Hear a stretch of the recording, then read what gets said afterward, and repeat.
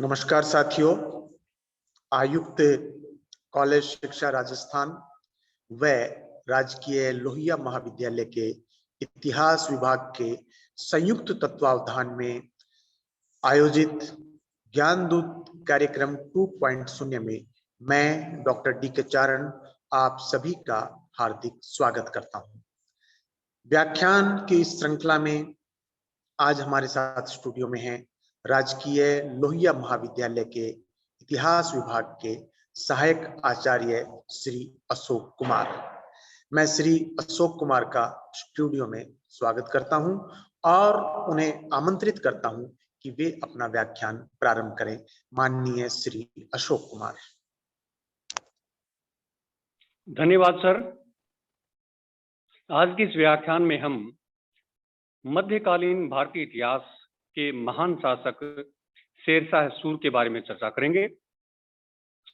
शेरशाह सूर सूर वंश के संस्थापक थे और इनका कार्यकाल इस दृष्टि से महत्वपूर्ण है कि इन्होंने अंतिम बार दिल्ली के सिंहासन पर अफगान सत्ता की स्थापना की थी और दूसरा कि इनके द्वारा देश की प्राचीन शासन व्यवस्था में आवश्यक और सामयिक परिवर्तन किए, जिनकी वजह से जनता को सुख, शांति, सुरक्षा और समृद्धि की प्राप्ति हुई। शेरशाह सूर एक ऐसे व्यक्तित्व थे जिन्होंने अपने जीवन काल में जो कुछ भी प्राप्त किया अपने पुरुषार्थ के बल पर प्राप्त किया और एक जागीरदार के लड़के से जीवन की शुरुआत करके उन्होंने अपने पराक्रम, साहस और योग्यता के बल पर हिंदुस्तान के बादशाह का पद प्राप्त किया। आइए चर्चा करते हैं। सबसे पहले हम शेरशाह के प्रारंभिक जीवन के बारे में। शेरशाह के बचपन का नाम फरीद था और उनके दादा इब्राहिम सूर रोजगार की तलाश में भारत आए थे। उन्होंने सर्वप्रथम हरियाणा व बखाला के जमींदार दाऊद साहू खेल और महाबत खां सूर के यहाँ नौकरी की थी। यहीं पर रहते हुए बेजवाड़ा नामक स्थान पर इब्राहिम सूर के लड़के हसन खां की बड़ी पत्नी से फरीद का जन्म हुआ था। उनके जन्म वर्ष के बारे में इतिहासकारों में एक राय नहीं है। कालिका रंजन कानून को उनका जन्म 1486 ईस्वी में हुआ मानते हैं, जबकि आशीर्वादी लाल श्रीवास्तव उनका जन्म 1472 ईस्वी मानते हैं। प्राप्त साक्ष्यों के आधार पर उनका जन्म 1472 ईस्वी मानना ही सही रहेगा। कुछ समय बाद हसन खां ने हिसार फिरोजा के जमींदार जमाल खां के यहाँ नौकरी कर ली। जब जमाल खां का स्थानांतरण तत्कालीन लोधी सुल्तान सिकंदर लोधी द्वारा जौनपुर कर दिया, तब हसन खां की योग्यता और वफादारी से प्रभावित होकर जमाल खां हसन खां को भी अपने साथ जौनपुर ले गया और वहां पर हसन खां को ख्वासपुर, टांडा और सहसराम की जागीरें प्रदान कर दी। यहाँ आने के बाद हसन खां का अपने बच्चों के साथ मतभेद हो गया, खास करके फरीद के साथ, क्योंकि हसन खां के 4 पत्नियां थी। हसन खां अपनी छोटी पत्नी और उसके बच्चों से ज्यादा प्रेम करते थे। फरीद उसकी बड़ी पत्नी की संतान था, इसलिए वह अपने पिताजी से नाराज हो गया और शिक्षा प्राप्त करने के लिए 22 वर्ष की आयु में जौनपुर चला गया। जौनपुर में रहकर उन्होंने अरबी फारसी भाषाओं का, व्याकरण ग्रंथों का और उस समय के प्रसिद्ध ग्रंथ सिकंदरनामा, गुलिस्ता और बोस्ता का अध्ययन किया। उसकी योग्यता से प्रभावित होकर हसन खां के मालिक जमाल खां ने फरीद का उसके पिता के साथ समझौता करवा दिया और फरीद को उसके पिता की जो जागीर का प्रबंध करने का दायित्व भी सौंप दिया। तो इस प्रकार से फरीद अब अपने पिता की जागीर का प्रबंध देखने लगा। वह बड़ा ही योग्य, कुशल, साहसी और अच्छे नेतृत्वकर्ता के गुणों से संपन्न था। इस वजह से उन्होंने अपने पिता की जागीर का बड़े ही अच्छे तरीके से प्रबंधन किया। विद्रोही जमींदारों का दमन कर दिया, दीवानी और फौजदारी अधिकारियों को अपने पूर्ण नियंत्रण में रखा, किसानों के साथ न्यायोचित व्यवहार किया। इस प्रकार से उसके कुशल प्रबंधन से जागीर में शांति और सौहार्द का वातावरण बना। उसकी कुशलता से उनके जो परिवारजन थे, उनकी दूसरी विमाताएं और उनके पुत्र फरीद से जलने लगे। इस वजह से परेशान होकर फरीद तत्कालीन दिल्ली के सुल्तान इब्राहिम लोदी के दरबार में पहुंचे और उनसे निवेदन किया कि उनके पिता की जागीर उसके नाम कर दी जाए। इब्राहिम लोदी ने उस समय तो उसे उसके पिता की जागीर नहीं दी, परंतु जब उसके पिताजी का यानी हसन खां का देहांत हो गया तब फरीद को वह जागीर मिल गई। इसके बाद वे जागीर का प्रबंधन अच्छे तरीके से देख रहे थे, लेकिन इसी दौरान उसके दूसरे भाई सुलेमान ने पड़ोस के ही एक शक्तिशाली जमींदार की सहायता से जागीर के बंटवारे का दबाव डाला। ऐसी स्थिति में फरीद ने दक्षिण बिहार के सूबेदार बहार खां लोहानी के यहाँ नौकरी कर ली ताकि उनके जीवन की सुरक्षा हो सके और बहार खां का संरक्षण उसे मिल सके और अपनी जागीर का बंटवारा न हो सके। यहीं पर रहते हुए उन्होंने एक बार एक शेर से अपने संरक्षक बहार खां की रक्षा की थी। इससे प्रसन्न होकर बहार खां लोहानी ने फरीद को शेर खान की उपाधि से विभूषित किया था। इसके बाद फरीद शेर खान के नाम से प्रसिद्ध हो गया और बहार खान ने भी उससे अपने पुत्र का संरक्षक नियुक्त कर दिया। इसके बाद बहार खां के संरक्षण में भी फरीद ज्यादा लंबा समय तक नहीं रह पाया, क्योंकि जो लोहानी सरदार थे वो शेर खान की बढ़ती हुई प्रसिद्धि से बेचैन थे और उसी दौरान जो एक और घटनाक्रम घटित होता है वो ये था कि पानीपत के प्रथम युद्ध में इब्राहिम लोदी बाबर के हाथों हार जाता है और मारा गया। इसके बाद इब्राहिम लोदी का भाई महमूद लोदी अफगानों को संगठित कर रहा था। तब लोहानी सरदारों ने शेर खान पर आरोप लगाया कि वह महमूद लोदी से मिला हुआ है। इस वजह से फरीद ने यानी शेर खान ने, जो कि पानीपत के युद्ध के बाद मोहम्मद शाह के नाम से दक्षिण बिहार का स्वतंत्र शासक बन गया था, की नौकरी छोड़कर मुगलों की सेवा में चला गया। मुगलों की सेवा में रहते हुए शेर खान ने बाबर की तरफ से चंदेरी के युद्ध में भी भाग लिया था। वह मुगलों की गतिविधियों को बड़े सूक्ष्म तरीके से निरीक्षण कर रहा था और उसने एक बार कहा भी था कि अगर भाग्य ने मेरा साथ दिया और सौभाग्य मेरा मित्र बना रहा तो वह मुगलों को एक दिन देश से बाहर निकाल देगा। बाबर उसकी योग्यता से बड़ा प्रभावित था और उसने कहा भी था कि इसके मस्तिष्क पर माथे के ऊपर शाही चिन्ह दिखाई दे रहे हैं। लगभग 15 महीने की मुगल सेवा के बाद शेर खान पुनः बिहार आ गया और मोहम्मद शाह है, यानी बहार खान लोहानी ने मोहम्मद शाह की उपाधि धारण करके स्वतंत्र शासन शुरू कर दिया था, उनके आश्रय में आ गया। और बहार खान ने भी उनको बड़ी प्रसन्नता के साथ, आदर के साथ वही पद प्रदान कर दिया। 1528 ईस्वी में मोहम्मद शाह की मृत्यु हो गई।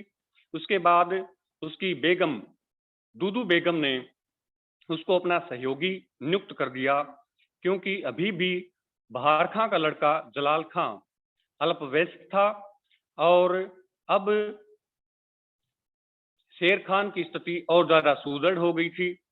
वह एक प्रकार से डिप्टी गवर्नर की हैसियत से कार्य कर रहा था और ऐसी स्थिति में उसने अपने विश्वस्त अफगान लोगों को प्रशासन में सैन्य अधिकारियों के पदों पर नियुक्ति प्रदान की, जो कि समय पर शेर खान के लिए अपनी जान भी न्यौछावर कर सकते थे।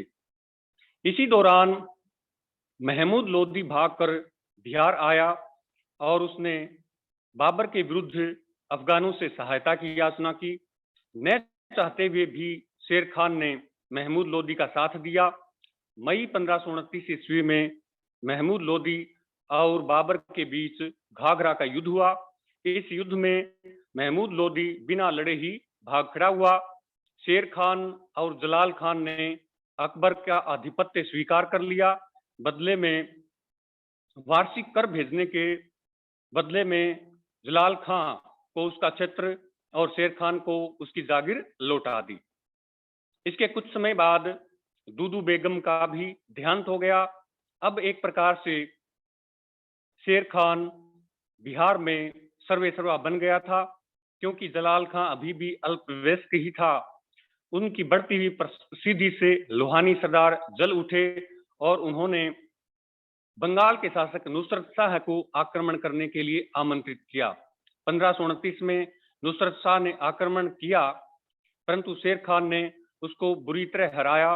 इस प्रकार से नुसरत शाह जैसे बड़े शासक को हराने से शेर खान की प्रसिद्धि और ज्यादा बढ़ गई। जब किसी भी तरीके से लोहानी सरदार शेर खान को अपने वश में नहीं कर पाए, तब वे शिशु जलाल खां को लेकर बंगाल भाग गए। इस प्रकार से बंगाल में एक छत्र राज्य स्थापित हो गया शेर खान का। इस उपलक्ष्य में शेर खान ने हजरत ए आला की उपाधि धारण की।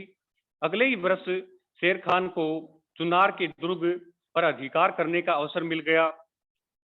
चुनार के भूतपूर्व गवर्नर ताज खां सारंगवानी की विधवा लाड मलिका ने 1530 ईस्वी में शेर खान से विवाह कर लिया। इस प्रकार से शेर खान को चुनार जैसा बहुत ही सामरिक महत्व का दुर्ग और एक बहुत बड़ा खजाना मिला। इससे उसकी आर्थिक और सामरिक स्थिति बहुत मजबूत हो गई और इस प्रकार से एक के बाद एक उपलब्धियां मिल जाने से उसकी महत्वाकांक्षाएं और ज्यादा बलवती हो गई और उसने अपने आप को बहुत बड़ा शासक बनाने के प्रयास आरंभ कर दिए।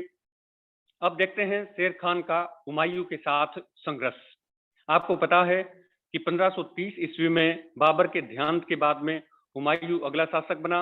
इसी दौरान इब्राहिम लोदी का भाई महमूद लोदी बिहार आया कि यदि अफगान हुमायूं के विरुद्ध उसकी मदद करते हैं तो इससे अफगानों की सत्ता पुनः स्थापित होगी। और शेर खान को भी उसने आश्वासित किया कि यदि वह हुमायूं को पराजित कर देगा तो बिहार का इलाका है वह शेर खान को सौंप देगा। न चाहते हुए भी शेर खान ने महमूद लोदी की मदद की और 1532 ईस्वी में महमूद लोदी और हुमायूं के बीच दोहरिया का युद्ध हुआ। इस युद्ध में महमूद लोदी हार गया और वह इसके बाद उड़ीसा की तरफ भाग गया और वहीं पर रहते हुए 1542 ईस्वी में उसका देहांत हो गया। महमूद लोदी का परिदृश्य से गायब हो जाना शेरशाह के लिए बड़ा अच्छा साबित हुआ, क्योंकि अब उसको नियंत्रित करने वाला कोई नहीं था। इसके बाद हुमायूं ने आगे बढ़कर चुनार के किले पर घेरा डाल दिया। चुनार का घेरा 3-4 महीने तक चला। इसी दौरान जब हुमायूं को पता चला कि गुजरात का शासक बहादुर शाह है, मुगलों को चुनौती देने की तैयारी कर रहा है, तब उसने शेर खान के साथ समझौता करना ही श्रेष्ठ कर समझा और शेर खान को चुनार का दुर्ग इस शर्त पर सौंप दिया कि वह हुमायूं की अधीनता स्वीकार करेगा। इसके साथ शेर खान अपने लड़के कुतुब खां को 500 सैनिकों के एक दल के साथ मुगलों की सेवा में भेजेगा। शेर खान ने ये शर्तें स्वीकार कर ली। शेर खान का लड़का कुतुब खां हुमायूं की सेवा में गया और मुगलों की तरफ से सरहिंद के युद्ध में लड़ाई भी लड़ी और उसके बाद में सरहिंद और मंदसौर वाले इलाके में बहादुर शाह के विरुद्ध जो युद्ध हुआ था उसमें कुतुब खान ने भाग लिया था। उसके बाद में वह वापिस लौट आया। हुमायूं से इस प्रकार से छुटकारा पाने के बाद में शेर खान ने बंगाल की तरफ ध्यान दिया, क्योंकि बंगाल के शासक ने जब शेर खान का हुमायूं के साथ संघर्ष हुआ था तब शत्रुतापूर्ण व्यवहार किया था। इसलिए बंगाल के शासक को सबक सिखाने के लिए 1534 ईस्वी में शेर खान ने उसके शासक को यानी बंगाल के शासक को सूरजगढ़ के युद्ध में बुरी तरह पराजित किया। इसके बाद पुनः 1536 ईस्वी में बंगाल के शासक गयासुद्दीन महमूद को पराजित किया और उससे 13 लाख रुपए वसूल किए। एक संधि के तहत वार्षिक कर देने के लिए भी मजबूर किया। जब उसने वार्षिक कर देने में आनाकानी की तब 1537 ईस्वी में पुनः शेर खान ने बंगाल अभियान किया और तब परेशान होकर के बंगाल के शासक ने अपने आप को गौड़ के किले में बंद कर लिया और हुमायूं से सहायता की प्रार्थना की। शेर खान की बढ़ती हुई शक्तियों से परेशान होकर और शेर खान को अपना एक मजबूत शत्रु मानकर और बंगाल के शासक का निवेदन प्राप्त होने पर हुमायूं ने शेर खान की शक्ति का दमन करने के लिए जुलाई 1537 ईस्वी में आगरा से प्रस्थान किया। अक्टूबर 1537 में हुमायूं के नेतृत्व में मुगल सेना ने चुनारगढ़ के किले का घेरा डाल दिया। कुतुब खां के नेतृत्व में अफगान सेना ने लगभग 6 महीने तक हुमायूं को चुनार पर अधिकार करने से रोके रखा, लेकिन उसके बाद चालाकी और तोपखाने की वजह से हुमायूं चुनार के किले को जीतने में कामयाब रहा। लेकिन इसी घटनाक्रम के दौरान शेर खान गौड़ के किले को जीत चुका था और उससे मिला बहुत सारा धन संपदा वह दक्षिण बिहार के एक सुदृढ़ दुर्ग रोहतासगढ़ दुर्ग ले जाने में कामयाब हो गया था। इसके बाद चुनारगढ़ के ऊपर अधिकार के बाद हुमायूं ने शेर खान के साथ संधि की वार्ताएं भी की। संधि की कुछ शर्तें भी निश्चित हो गई थी कि बंगाल का इलाका शेर खान के पास रहेगा, बिहार का इलाका शेर खान मुगलों को सौंप देगा, बदले में 10 लाख रुपया वार्षिक टैक्स देगा। परंतु इसी बीच जब ये संधि की शर्तें निश्चित हो गई थी, लगभग अंतिम दौर में पहुंच गई थी, बंगाल के शासक का निवेदन मिलने पर हुमायूं ने शेर खान के साथ हुए समझौते को रद्द करके गौड़ जाने का निश्चय किया। और उसके बाद में जब हुमायूं गौड़ पहुंचा तब तक शेर खान गौड़ से प्रस्थान कर चुका था और आसानी से हुमायूं ने गौड़ पर अधिकार कर लिया। लगभग 8 महीने तक हुमायूं गौड़ में ही पड़ा रहा, ऐशो आराम में लिप्त रहा। इस दौरान शेर खान ने आगरा और गौड़ के बीच के बहुत भागों कड़ा, संभल, बहराइच जैसे इलाकों के ऊपर अधिकार कर लिया। चुनारगढ़ और जौनपुर पर भी घेरा डाल दिया।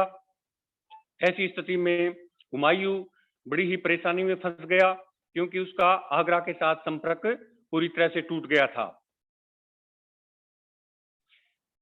इसी दौरान आगरा में हुमायूं के भाई हिंदाल द्वारा हुमायूं द्वारा वहां पर शासन कार्य की देखरेख के लिए नियुक्त शेख बहलोल की हत्या कर दी जाती है और स्वयं हिंदाल ही आगरा में अपने आप को बादशाह घोषित कर देता है।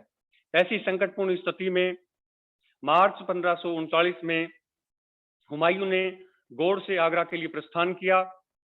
मार्ग में चौसा नामक स्थान पर शेर खान और हुमायूं की सेनाओं आमने सामने आ गई। लगभग 2-2.5 महीने की आमने सामने पड़ी रहने के बाद एक दिन रात्रि में अचानक शेर खान ने हुमायूं की सेनाओं पर हमला किया। यह हमला उसके पुत्र जलाल खां और सेनापति ख्वास खान के नेतृत्व में हुआ था। अचानक हुए हमले की वजह से मुगल भयभीत हो गए। लगभग 8,000 मुगल सैनिक युद्ध में मारे गए या फिर नदी में डूबकर मर गए। हुमायूं को भी बड़ी मुश्किल से निजाम नामक भिश्ती की सहायता से नदी पार करने में मदद की और जिसकी वजह से हुमायूं की जीवन बच पाया। उसकी रानी बेगा बेगम और दूसरी रानियां मुगल स्त्रियां शेर खान के हाथों लग गई, परंतु शेर खान ने उनको ससम्मान मुगलों के पास भिजवा दिया। तो इस प्रकार से 26 जून 1539 ईस्वी को हुए इस चौसा के युद्ध ने एक निर्णायक कार्य किया। इस वजह से शेर खान ने अपने आप को शेरशाह से विभूषित किया, अपने नाम का खुतबा पढ़वाया, सिक्के जारी करवाए और उसके बाद में बंगाल के इलाके पर अधिकार कर लिया। दूसरी ओर हुमायूं आगरा की ओर बढ़ा। आगरा जाकर उसने अपने भाइयों के साथ मेलजोल बढ़ाने का कार्य किया। हिंदाल को उसने माफ कर दिया, परंतु कामरान के साथ कुछ संदेहों की वजह से उसका समझौता नहीं हो पाया। दूसरी ओर यानी हुमायूं जब अपने भाइयों के साथ अपने संबंध अच्छे करने में लगा हुआ था, उसी दौरान शेर खान हुमायूं से अंतिम लड़ाई के लिए आगे बढ़ रहा था और उसने कन्नौज के पास अपना पड़ाव डाल दिया था। जब हुमायूं को शेर खान के आगे बढ़ने की सूचनाएं मिली, तब वह भी अपनी सेनाओं सहित आगे बढ़ा और गंगा नदी को पार करके उन्होंने अपना पड़ाव डाल दिया। यहाँ पर भी हुमायूं ने बड़ी गलती की, क्योंकि उनका पड़ाव निचले इलाकों में था और वह पीछे से गंगा नदी से अवरुद्ध हो गए थे। किसी भी संकटपूर्ण स्थिति में यह उनके लिए खतरनाक साबित हो सकता था और हुआ भी। 15 मई 1540 ईस्वी को इस इलाके में भारी वर्षा हुई। वर्षा की वजह से हुमायूं का जो पड़ाव निचले खेमे में था, यहाँ पर जल भर गया और जल भरने की वजह से उनके जो गोला बारूद वगैरह थे वह गीले हो गए और उसके बाद में 17 मई 1540 को कन्नौज या बिलग्राम का युद्ध हुआ। इस युद्ध में शेर शाह ने बुरी तरह से हुमायूं को पराजित किया। गोला बारूद का ज्यादा उपयोग नहीं हो पाया क्योंकि वह बारिश की वजह से गीला हो चुका था। शेरशाह को निर्णायक विजय मिली। इसके बाद हुमायूं पराजित होकर आगरा की तरफ आगे बढ़ा और आगरा से जितना धन संपदा वह ले जा सकता था लेकर पंजाब की ओर रवाना हो गया। पीछे से शेरशाह ने आगे बढ़कर आगरा पर अधिकार कर लिया। तो इस प्रकार से हमने इस क्लास में शेरशाह के प्रारंभिक जीवन से हिंदुस्तान के बादशाह बनने तक की अवधि के विभिन्न घटनाओं के ऊपर चर्चा की। इससे संबंधित विभिन्न कुछ स्लाइडें आपको काम आएंगी, उसको मैं शेयर कर रहा हूं आपके साथ।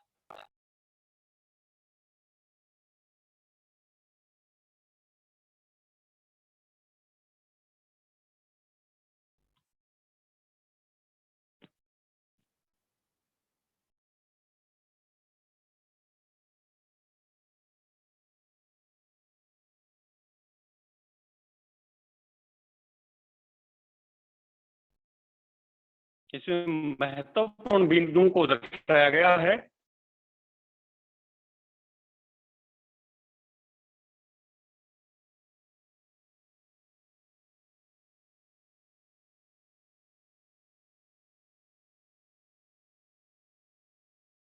धन्यवाद।